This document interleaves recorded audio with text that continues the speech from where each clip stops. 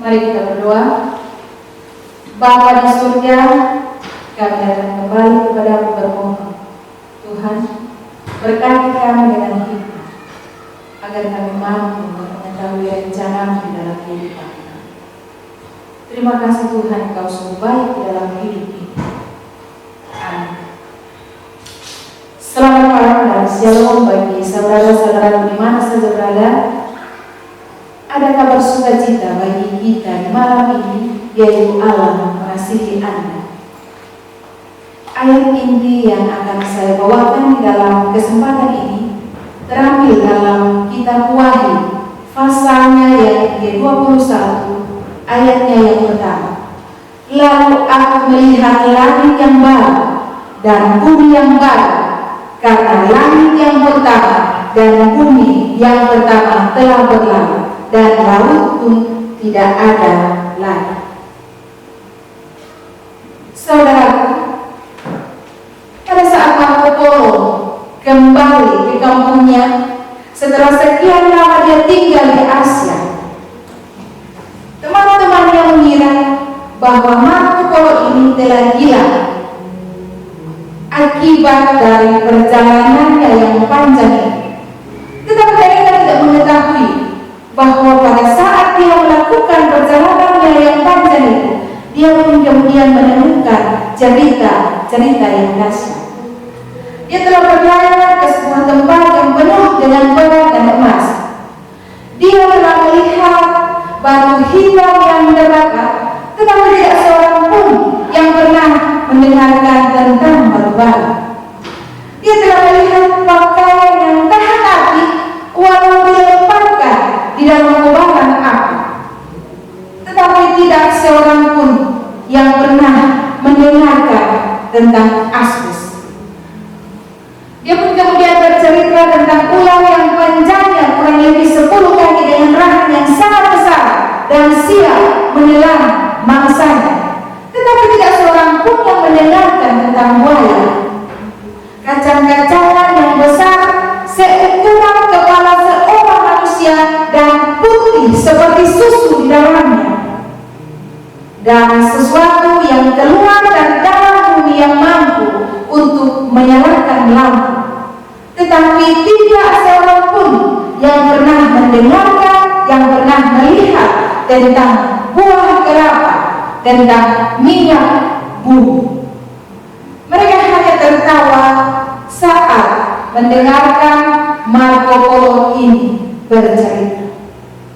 Beberapa tahun kemudian, Marco Polo ini terbaring sakit, dan seorang pria yang berada di samping tempat ibunya mendesak dia untuk menarik kembali setiap dongeng yang dia ceritakan.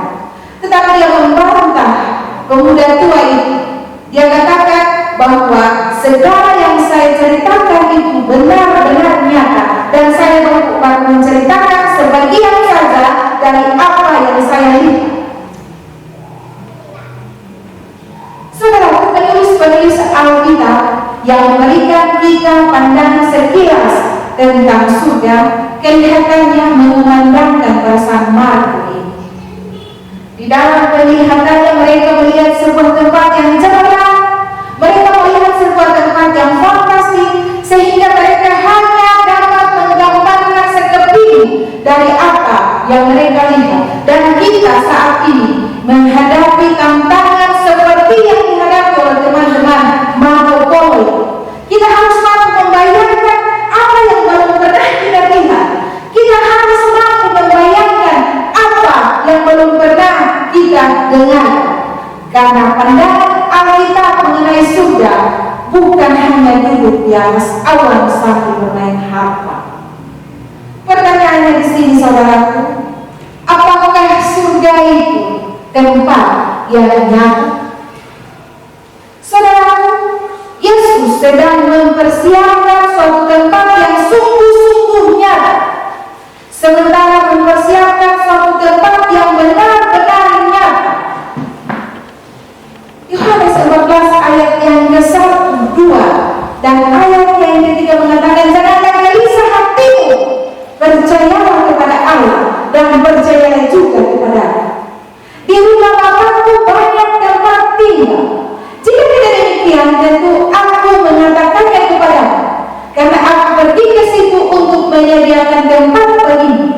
dan aku akan datang kembali untuk menjemputmu, supaya tempat di mana aku berada, kamu pun berada. Di dalam Wahyu pasal yang ke-21 ayatnya yang ke-11 mengatakan, kota itu penuh dengan kemuliaan Allah, dan cahayanya sama seperti permata yang paling indah, bagaikan permata yaspis jernih seperti kristal. Kelanjutannya di dalam ayatnya yang ke-12 mengatakan, kota itu bentuknya 4 persegi, panjangnya sama dengan lebarnya, dan ia mengukur kota itu dengan tongkat 12.000 stadia, panjangnya dan lebarnya dan tingginya sama. Bentuk kota itu 4 persegi panjang. Luas kota itu 12.000 stadia atau 2.400 km.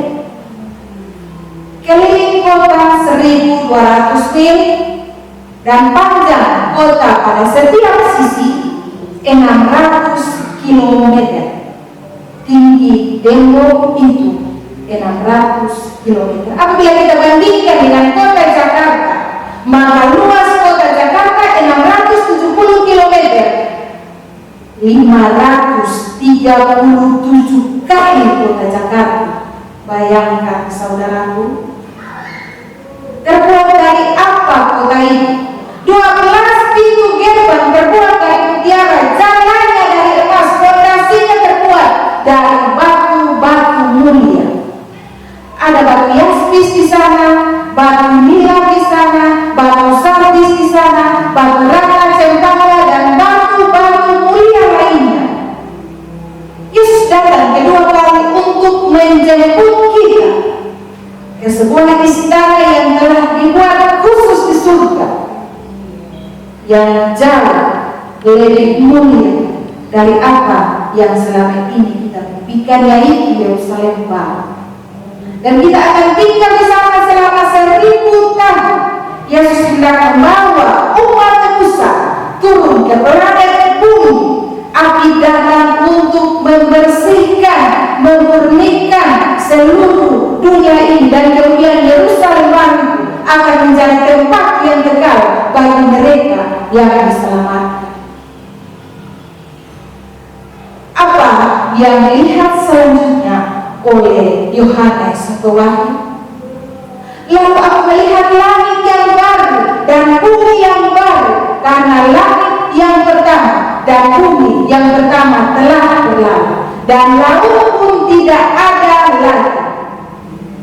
Dan aku melihat kota yang kudus, Yerusalem baru, turun dari surga dari Allah, yang berhias bagaikan pengantin perempuan yang berdandan untuk suaminya. Lalu aku mendengar suara nyaring dari tahta itu berkata, lihatlah, kemah Allah ada di tengah-tengah manusia, dan ia akan diam bersama-sama dengan mereka. Mereka akan jadi Allah, dan mereka akan menjadi umatnya, dan ia akan menjadi Allah mereka. Saudara, setelah diubahkan dengan hati, lalu siapa-siapa sajakah yang Yesus janjikan akan menempati bumi yang baru? Di dalam Matius pasal 5 ayat yang ke-5 mengatakan, berbahagialah orang yang lemah lembut, karena mereka akan memiliki bumi. Yesus berjanji untuk memulihkan dunianya yang dulu sempurna kepada keindahan Taman Eden, dan orang-orang yang lemah lembut yang akan mewarisi bumi yang baru. Akankah kita mempunyai tubuh yang nyata di surga? Saudara, pada saat Yesus memperlihatkan kepada murid-muridnya tubuh yang mulia setelah kebangkitannya, lalu bagaimanakah ia melukiskan itu? Lihatlah tanganku, lihatlah kakiku, aku sendirilah ini, rawatlah aku, dan lihatlah kerahanku tidak mempunyai daging dan tulang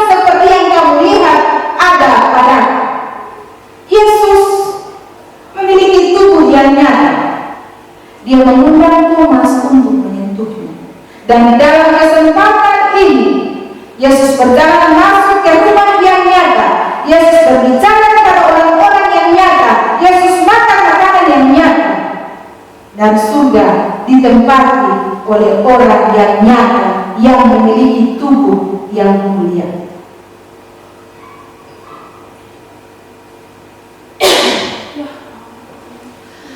Di dalam Filipi pasal 3 ayat yang ke-20 mengatakan, karena kewarganegaraan kita ialah dari surga, dan dari situ juga kita menantikan Tuhan Yesus Kristus sebagai juru selamat yang akan mengubah tubuh kita yang hina kepada tubuh Tuhan Yesus yang serupa dengan tubuhnya yang mulia.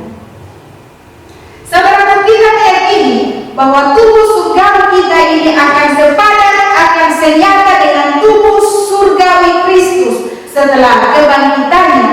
Dan akankah kita mengenal keluarga-keluarga, dan bahkan akankah kita mengenal teman-teman kita nantinya di surga?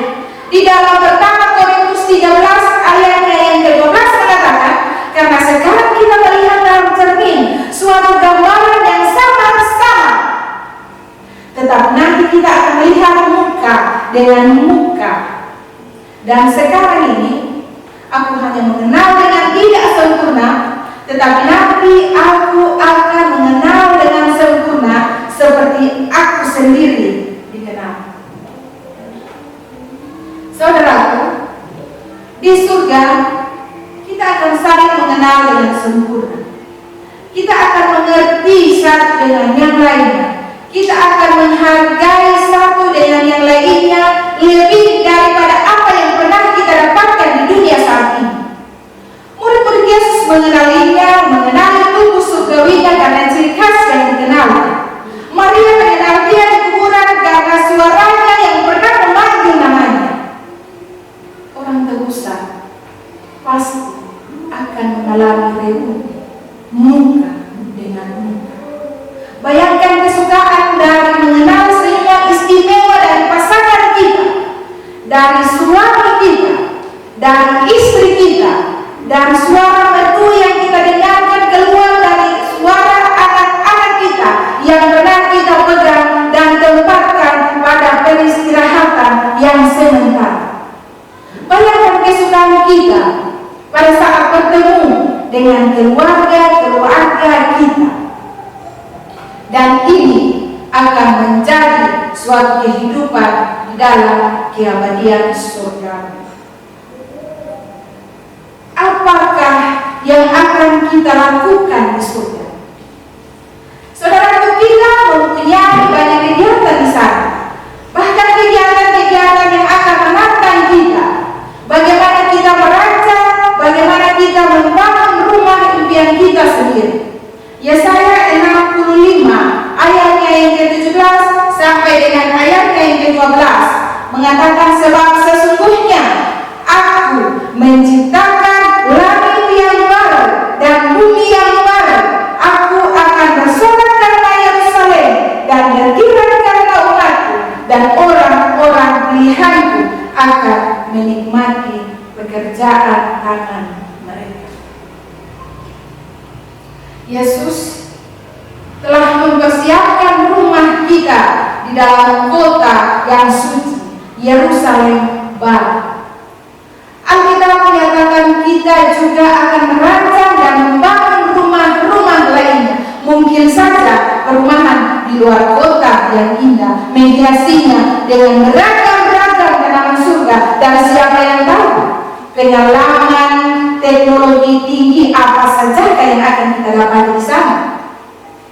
Penemuan ilmiah dan bahkan perjalanan ruang angkasa yang sekarang ini kita lihat akan seperti permainan anak-anak di rumah Bapa.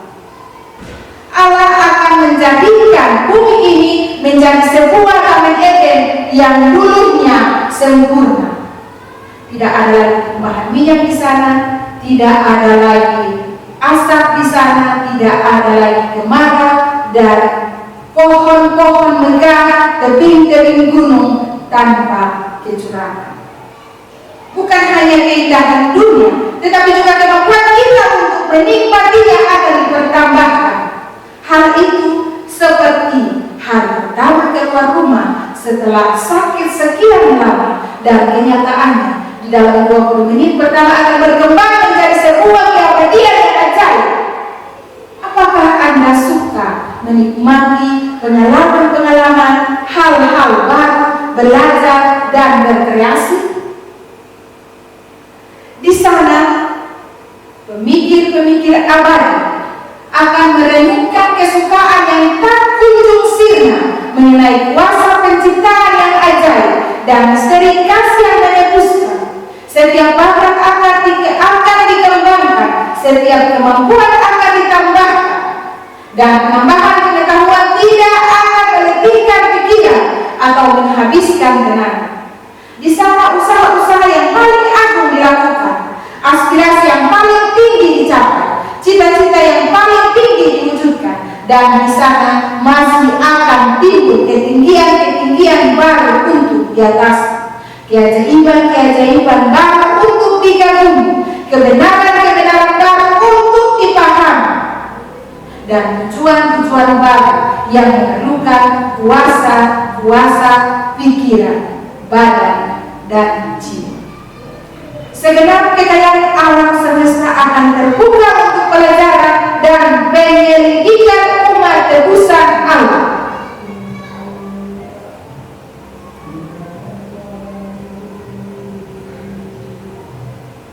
Akankah kejahatan akan mengancam di surga lagi? Wahyu 21 ayat yang ke-27 mengatakan, tetapi tidak akan masuk ke dalamnya sesuatu yang najis atau orang yang melakukan kekejian atau dusta, tetapi hanya mereka yang namanya tertulis di dalam kitab kehidupan anak domba ini.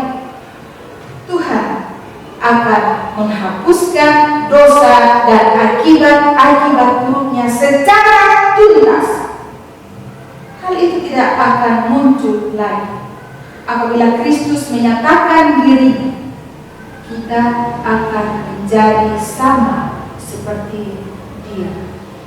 Di dalam pertama Yohanes 3 ayatnya yang kedua. Daripada menahan keinginan-keinginan untuk membunuh, untuk mencuri, untuk berbohong atau memperkosa, kita akan memperoleh keberkahan surgawi. Dan Dia akan menghapus segala air mata dari mata mereka, dan maut tidak akan ada lagi, tidak akan ada lagi perkabungan atau ratap tangis atau duka cita, karena segala sesuatu yang lama itu telah berlalu. Wahyu 21 ayat 4. Bahkan musuh utama kita, yaitu kematian sekalipun, akan lenyap. Di tanah surga, masa muda abadi untuk yang diselamatkan adalah tidak dapat binasa. Pertama Korintus 15 ayat yang ke-53. Tidak ada penghuni surga yang menderita kerusakan dari umur tua.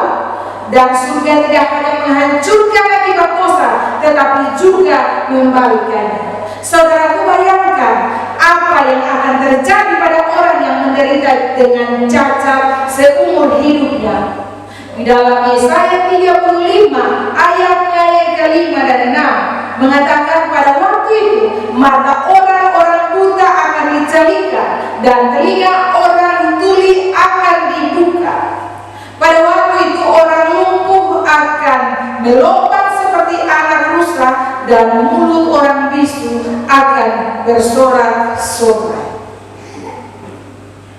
Serigala dan anak domba akan bersama-sama makan rumput, singa akan makan jerami seperti lembu, dan ular akan makan debu. Tidak ada yang berbuat jahat atau berlaku busuk di segenap kelompok yang tulus. Firman Tuhan, Yesaya 65 ayatnya yang ke-25. Serigala akan tinggal bersama domba, dan macan tutul akan berbaring di samping kaki. Anak lembu dan anak singa akan makan rumput bersama-sama, dan seorang anak kecil akan mengiring.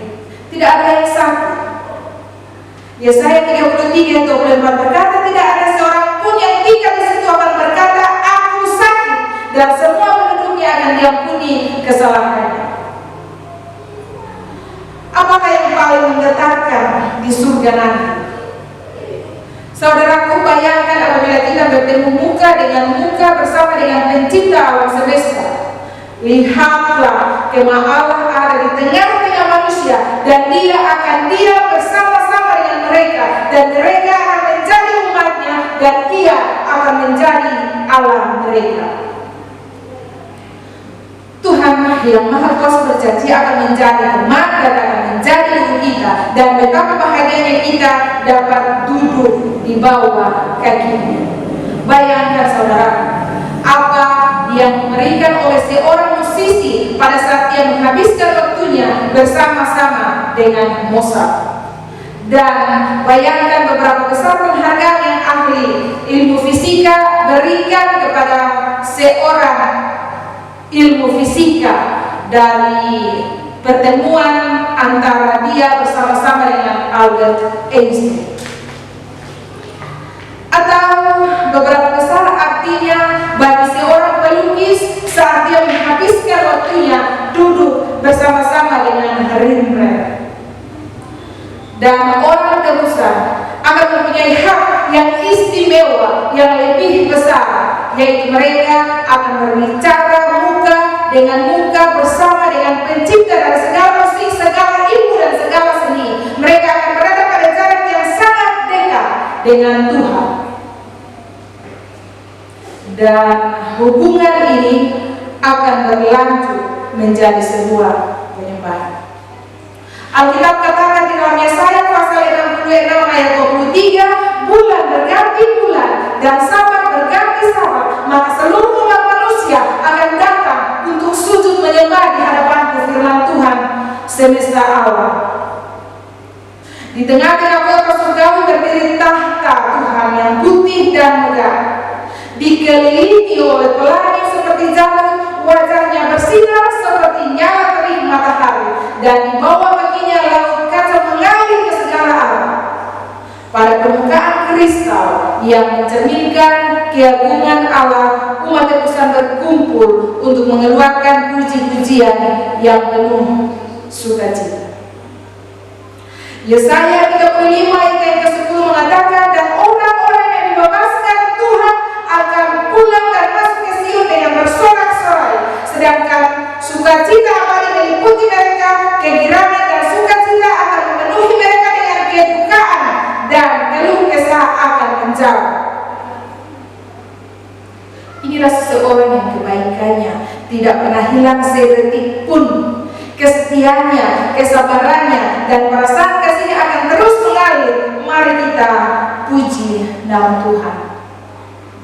Saudaraku, kita, Anda, dan saya harus memiliki suatu komitmen yang sungguh kepada Tuhan, bahwa kita harus berada di sana. Yesus merindukan pertemuan muka dengan muka ini. Karena itulah Dia berkeinginan untuk menyelamatkan Anda dari dosa dengan harga yang begitu tinggi. Anda secara pribadi harus mengambil keputusan dari anugerah ini. Dan Anda harus membuat suatu komitmen kepada Kristus sebagai Tuhan dan Juru Selamat. Harus membutuhkan pengampunan yang ditawarkan dari salib Yesus. Karena Wahyu 21 ayat 27 mengatakan, tetapi tidak akan masuk ke dalam Yerusalem baru sesuatu yang najis atau orang yang melakukan kekejian atau dusta, tetapi hanya mereka yang namanya tertulis di dalam kitab kehidupan Anak Domba ini. Yesus membebaskan kita dari dosa, bukan di dalam dosa. Kita harus datang kepadanya melalui kuasa-Nya di dalam kita dan dipisahkan dari kenajisan dan ketidaksucian. Saudara, Yesus adalah kunci kita di dalam kerajaan-Nya yang akan datang sekarang. Dan kerajaan itu dapat dimulai dari sekarang. Ketika Kristus membebaskan kita dari dosa, Dia menciptakan surga kecil di dalamnya. Dia membantu kita untuk menghadapi kekhawatiran, menghadapi kemarahan, hawa nafsu, rasa takut, dan rasa bersalah yang melanda kita. Yesus membebaskan kita dari dosa dan bukan di dalam dosa.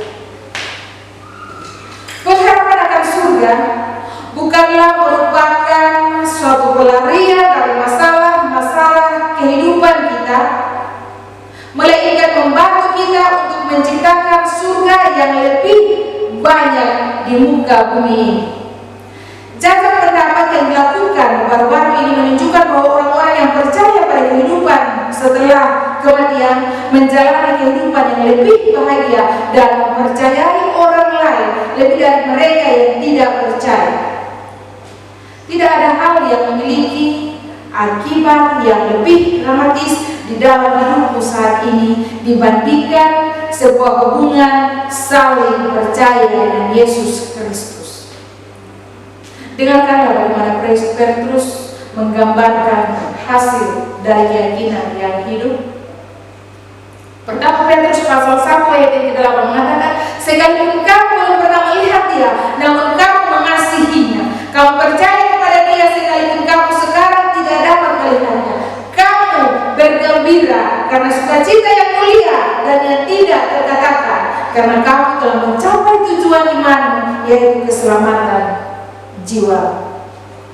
Pernahkah Anda menemukan kebaikan dan hidup yang berlimpah ruah yang Kristus ingin agar Anda mengalaminya? Jangan menolak undangannya yang murah hati. Roh pengganti perempuan itu berkata, marilah. Dan barang siapa yang mendengarnya, hendaklah ia berkata, marilah. Dan barang siapa yang haus, hendaklah ia datang. Dan barang siapa yang mau, hendaklah ia mengambil air kehidupan dengan cuma-cuma. Yesus bersama saudara saat ini berbicara kepada hatimu pada saat saudara mendengarkan panggilan ini. Dia mengundang Anda untuk datanglah, datanglah, datanglah. Dia sangat berhasrat dan sangat bersikeras jika Anda perlu melakukannya juga saat ini. Di atas segalanya adalah kesempatan Anda untuk menjelajahi tawarannya. Kenapa Anda tidak katakan kepadanya bahwa Anda menerima anugerahnya yang dermawan dan ingin menikmati keabadian dengannya? Katakan kepadanya bahwa Anda mencintainya. Berterima kasihlah kepadanya atas segala yang telah Dia perbuat bagi Anda dan semua yang sedang Dia rencanakan untuk Anda. Jika ada sesuatu di antara Anda dengan Tuhan, mintalah kepadanya untuk membuat Anda mampu menyingkirkannya saat ini. Sementara saudara mendengarkan suaranya, sementara hatimu masih menanggapi, berikanlah diri Anda kepadanya tanpa syarat. Tundukkanlah kepalamu saat ini dan katakan, Yesus Tuhanku, saya datang, saya serahkan seluruhnya kepadamu. Saya akan menjadi milikmu selamanya. Mari kita berdoa. Ya Allah Bapa yang Engkau kudus, kami bersyukur Tuhan karena Engkau sungguh baik di dalam kehidupan kami. Kami bermohon kiranya kuasa-Mu dapat melingkupi kehidupan kami dan kami memiliki keinginan yang sungguh untuk ada bersama-sama dengan Engkau di dalam kerajaan. Tuhan Yesus memberkati kami di dalam setiap pemikiran kami, agar apa yang kami buat di dalam tekad kami yang terbaik untuk kemuliaan dan pujian bagi nama-Mu kiranya berjalan seturut dengan kehendak-Mu. Terima kasih